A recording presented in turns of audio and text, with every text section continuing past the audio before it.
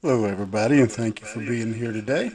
And if you want to follow along, we'll be back in the book of Proverbs in the 19th chapter. And we will be looking at two verses today, verses 13 and 14. And these Proverbs are very appropriate for our day and time, as they're going to talk about our home and some wisdom for the home that again I think are very relevant in our time today. Beginning in verse 13, Solomon says, "A foolish son is the calamity of his father, and the contentions of a wife are a continual dropping." Um, this warning, and we have to be careful here because again, this proverb, again, we have to consider the timing when it says a foolish son is the calamity of his father. A foolish son is a calamity for his mother. A foolish daughter is a calamity for her father, a calamity for her mother. A contentious husband is a problem. A contentious wife is a problem. But again, it was the nature of the time and the way it was written. But he gives us a warning here against the danger of a foolish child. Again, not just a son, but a foolish child, be it a son or a daughter. And Solomon would have known of this himself, the danger of a divided home. And so he warns that, and it's good wisdom for us to beware of that.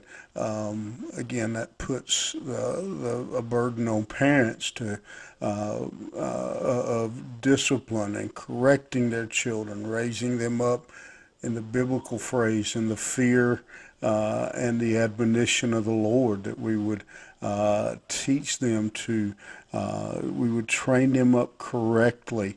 Again, remembering, I may not get this exactly right, but something like 70% of a child's personality is established by the time they're like 6, 7 years old. But unfortunately, it seems like many times parents um, wait until that child's practically grown, a teenager, before they really try to teach them anything. And so Solomon warns us of that. He also warns us against the danger of a contentious spouse. And so that we choose carefully, that we, again, the danger, the weapon that Satan has in a unhappy home. Houses and riches are the inheritance of fathers, and a prudent wife is from the Lord. Um, Here, again, he's saying that he contrasts what he just said by saying having a wise wife is better than having all the riches, having a big house, having houses and riches. Having a good wife is more of a blessing, and good reminder for a lot of people out there to value a good spouse, a good husband, good wife. That we don't take them for granted.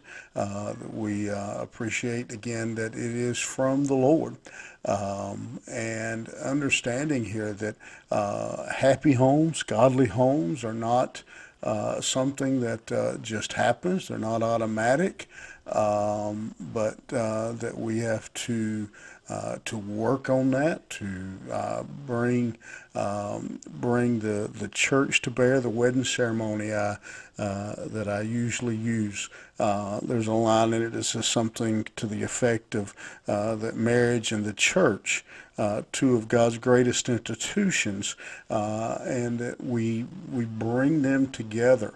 And so to bring together the teaching of God's Word, the church, into our home, into the life of our children, into our marriage, is unfortunately something that has been um,